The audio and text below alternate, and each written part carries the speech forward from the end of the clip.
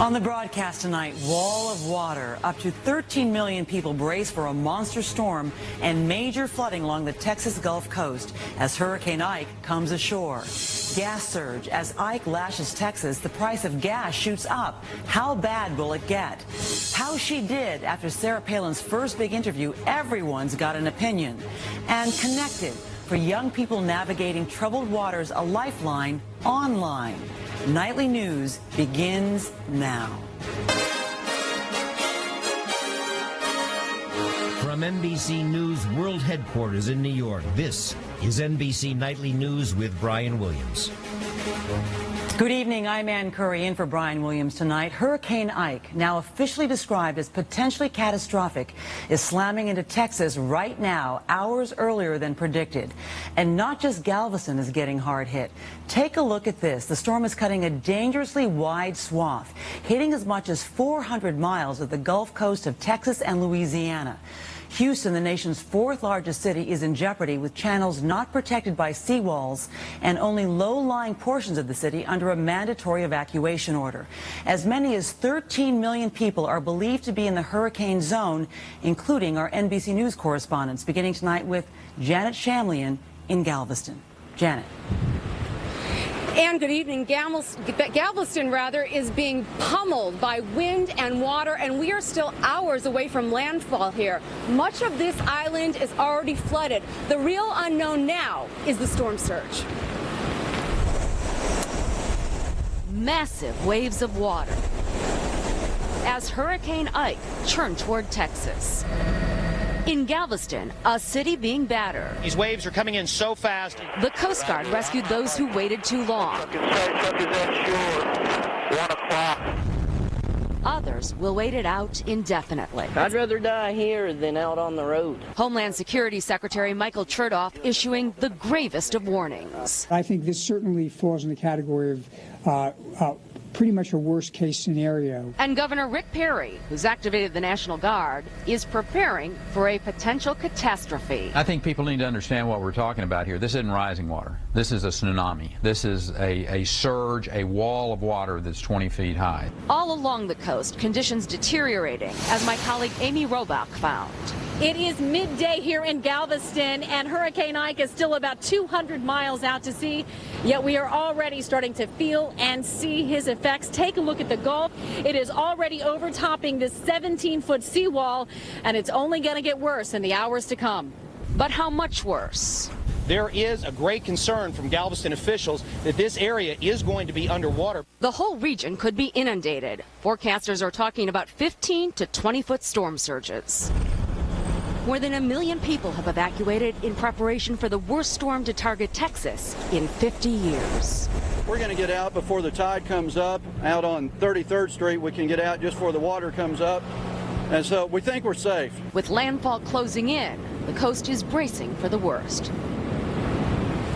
And these are tropical force winds out here right now, which are only going to get much stronger and more dangerous over the next few hours, turning into hurricane force winds. And all right, Janet Shamlian tonight. Thank you so much, Janet. Exactly. So where is this storm now, and where is it going to strike the hardest? Weather Channel meteorologist Jim Cantori is out in it. Jim. Yeah, and it's definitely a dangerous storm to reckon with. The eye of this thing is about 60 miles wide, which is incredible. You can almost put the city of Houston right inside this thing right now, and they're going to take some major lickings. The radar showing some of those outer bands getting ready to move on shore. This is where we will see the first round of power outages, obviously for the coast first, and then later on toward midnight into the Houston metropolitan area. And they're going to keep on going north from there. The swath brings this thing in as a strong Category 2 storm, but you can see the action that the waves are providing us behind me, and certainly as this thing continues to move to the north, some 13 million people, as you mentioned, affected by either tropical storm or hurricane force winds. A huge storm in scope, and one that we will deal with and unfortunately see the memories of for a long time. So after seeing too many people leave in Rita, perhaps not enough left for Ike. Back to you. All right, Jim Cantori tonight. Thank you so much, Jim. Now to NBC's Don Teague, who is in the Houston suburb of Clear Lake tonight. Don. Good evening, Ann. Houston is one of America's largest cities with some 5.5 million people, including suburbs, and tonight it's preparing for a direct hit from Ike. But instead of evacuating the entire city as they did during Hurricane Rita, officials here have ordered evacuations only for those with special needs, and in 9 zip codes where residents are threatened by storm surge from Galveston Bay or here at Clear Lake, which is just across the road, by the way, from NASA. All told, about 600,000 in Texas alone have evacuated. Many are staying in 88 shelters set up all across this state. But the vast majority of Houston's population is still here tonight, told by officials to shelter in place, hunker down, and ride out this storm. And here at Clear Lake, the water is clearly rising already. The pier you can see behind me completely underwater, and the storm surge has only just begun. Ann? All right, Don Teague tonight. Don, thanks. In addition to risking human life as well as damaging property, Ike is also spiking gas prices. That's because the hurricane zone includes one of the nation's most important oil and gas producing regions. NBC's Kerry Sanders has details on this. As Ike bears down on the Texas coast, the Landry family got an ugly surprise. Gas prices, $3.59 a gallon in Port Arthur, Texas. That's just outrageous. It seemed to me like it should go a little down. I mean, they know they're going to make their money off the gas. They call this Refinery Row. Even before there's any damage from Ike, gas prices are spiking. One station in Beaumont, Texas, locked its doors but kept its pumps on. 640 miles away in Carthage, Tennessee, a run on gas. We're jumping in here and trying to get our gas full before the prices go up. I think they're just price gouging because of the hurricane coming through. And in Orlando, one gas station in a tourist area was charging $5.49 a gallon today. Holy moly. $5.49. In North and South Carolina, gas stations ask customers to ration their purchases, fearful supplies will run out. A concern analysts say is realistic. Unfortunately, the Gulf Coast area is our energy breadbasket, and we have all our eggs in this basket. Ike's forecasted path is like a bowling ball rolling straight down the alley, expected to plow through more than 700 oil rigs and platforms in the Gulf. Already 13 Texas refineries have completely shut down. That's reduced refining capacity by more than 3.5 million barrels, or about 17% of daily U.S. oil consumption. If Hurricane Ike hits with the type of power that has the potential to do, it's going to knock our socks off in terms of the price spike at the pump over the next week. Worst case scenario, widespread flooding. After Hurricanes Katrina and Rita in 2005, it was so bad it took some refineries 9 months to come back online. Ann? All right, Kerry Sanders in Beaumont, Texas tonight, and to you and all of our correspondents, stay safe and thanks. And we'll update you on the storm later in this broadcast. Now to the presidential campaign with 53 days left to go. So much of this campaign is playing out on television, not just on news programs, as with Sarah Palin's first major interview last night. The candidates are also showing up on late-night talk shows, comedy shows, and in John McCain's case today, a popular daytime program, The View. NBC's Kelly O'Donnell reports. Today, with millions of women watching daytime TV, John McCain was the guest, but Governor Sarah Palin was often the topic. The fact is, I think she's a great person. She's a great governor. The usually safe venue of the talk show couch today reflected some of the campaign's increasingly sharp tone, like this exchange about Palin's record on earmarks, those pork barrel projects. She also took some earmarks from it. No, not as governor. She didn't. She vetoed. Well, look, the fact is that she was a reform governor. She sold the airplane. She fired the chef. She sold the airplane at a loss. Palin has reduced but not eliminated the number of Alaska's earmarks since becoming governor. She remained in Alaska today, doing more of that major TV interview after she appeared to pass the first round. She made no major mistakes. She made few minor ones. She was on message. One awkward moment, Palin seemed not to know a term used to describe the president's policy on preemptive war when the U.S. is threatened. Do you agree with the Bush doctrine? In what respect, Charlie? Palin asserted her view. I believe that America has to exercise all options in order to stop the terrorists who are hell-bent on destroying America and our allies. She managed to get through the question by getting reasonably close to what the Bush doctrine is. The McCain campaign is aggressively defending Palin. Their radar is on, looking for any slight or gender bias they perceive. In a new TV ad, McCain is accusing Obama's campaign of treating Palin with disrespect. Dismissed her as good-looking. That backfired, so they said she was doing what she was told. Palin is second on the ticket, but the McCain campaign appears okay with letting her top the attention for now. Kelly O'Donnell, NBC News, Washington. I'm Lee Cowan in Concord, New Hampshire, where for all the fury in the forecast that Barack Obama was going to turn up the heat on John McCain, it's good to be back in New Hampshire. He did, by quoting Abraham Lincoln. If you don't stop lying about me, I'm going to have to start telling the truth about you.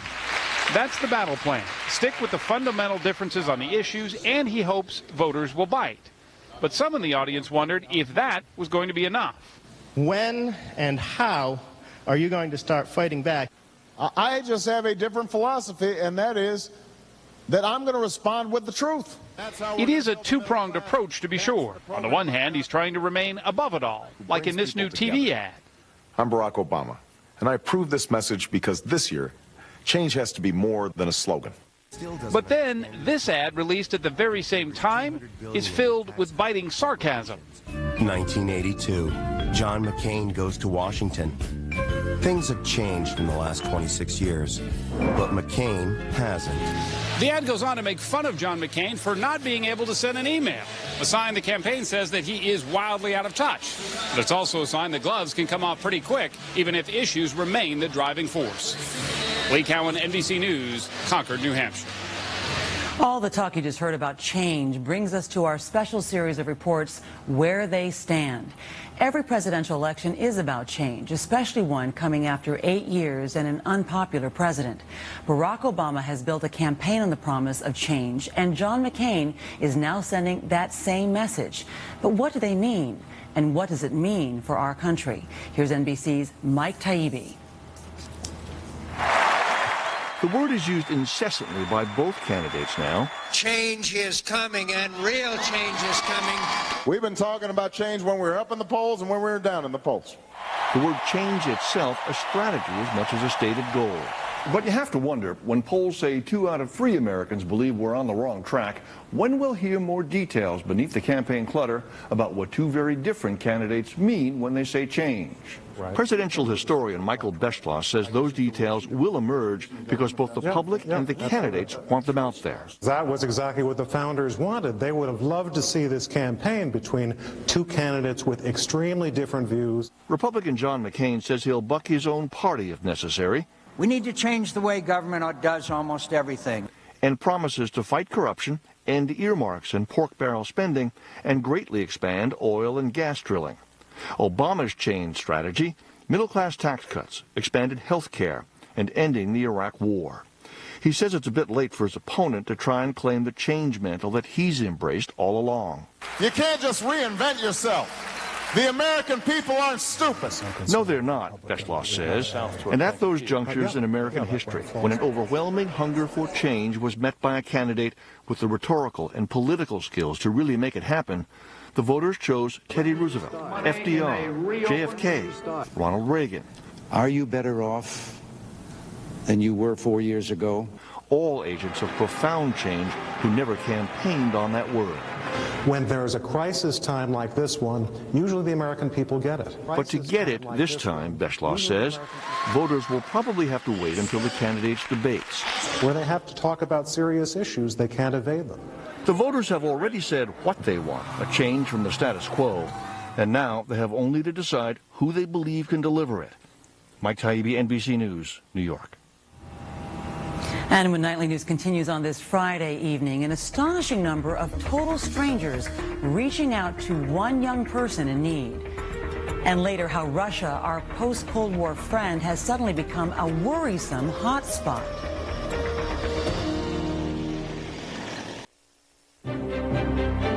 Making a Difference. Brought to you by GlaxoSmithKline. Today's medicines, tomorrow's miracles. Now, our Friday Making a Difference report. Growing up can be tough, and too many young people are struggling with depression, addiction, even thoughts of suicide. And perhaps the biggest obstacle, the feeling of being in it all alone. NBC's Savannah Guthrie has a story of one young man who found a way to break through that isolation by making a connection online. And I asked what she'd say if her story had an audience. The story starts with a story. Renee is 19. When I meet her, cocaine is fresh in her system. She hasn't slept in 36 hours. 2 years ago, Renee Yohe was addicted to drugs and was cutting herself, the scars still visible beneath her colorful tattoos. With open wounds on her arms, no treatment facility would accept her. I was too great a risk. They didn't think that, they didn't even know if I would make it through the detox. So for 5 days until she could get treatment, Jamie Twarkowski and a group of friends kept Renee sober and safe. Take a broken girl, treat her like a famous princess. Tell her something true when all she's known are lies. Jamie wrote a 2-page story about Renee and posted it on the social networking site MySpace. Remembering her scars, he called it "To Write Love on Her Arms" and printed the unusual slogan on T-shirts to raise money for her treatment. Then something unexpected happened. Thousands of young adults found the page and wrote about their own struggles with depression and isolation, and an online community was born. The site now has more than 200,000 members.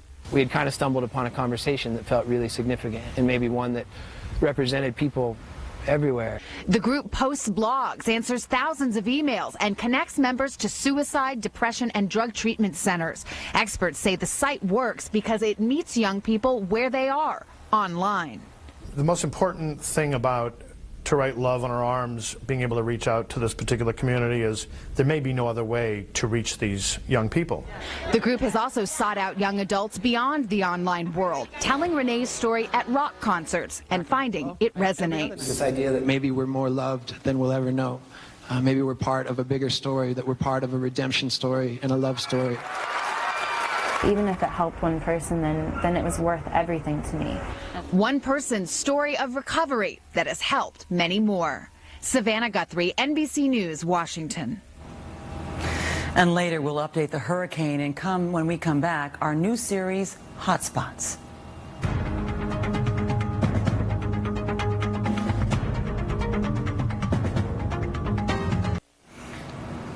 We're back now with more on the race for the White House. No matter who wins, Obama or McCain, a world of troubles awaits the next president.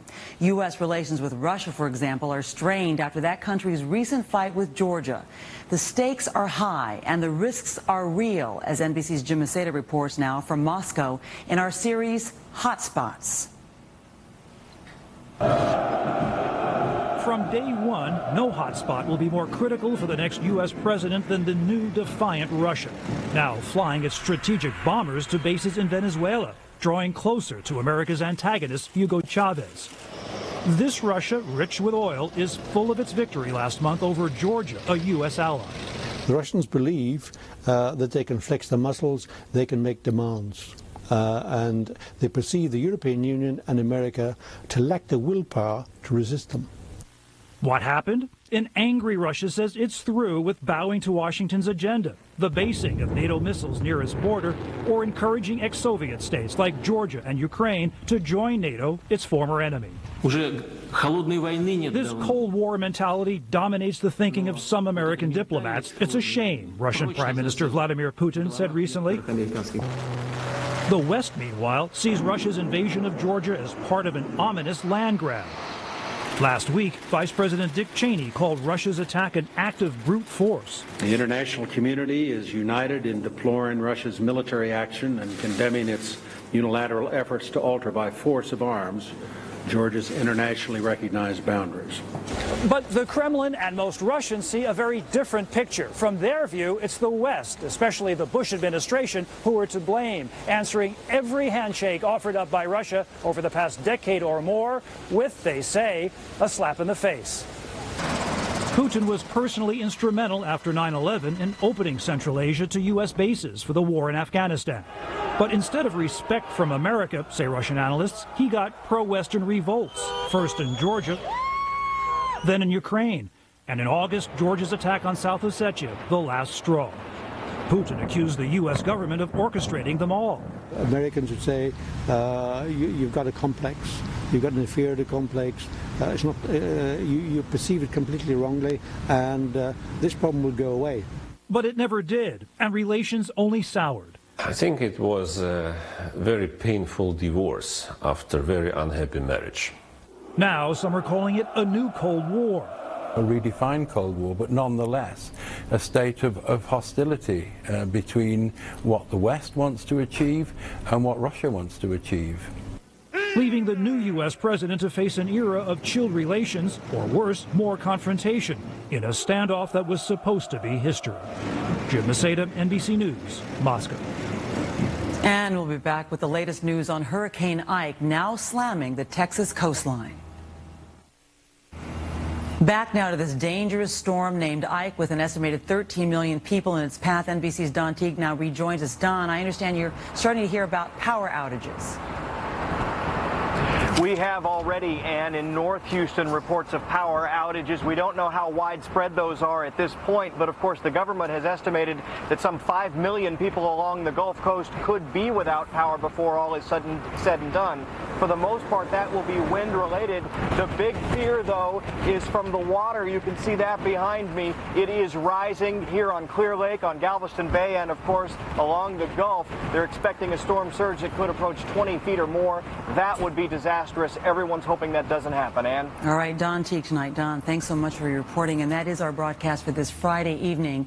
We'll be here keeping an eye on Hurricane Ike as NBC News and MSNBC on cable and the internet will have the latest information all evening and also tomorrow morning. Stay safe, everybody. Brian Williams will be back on Monday. I'm Ann Curry. And for all of us here at NBC News, thank you and good night.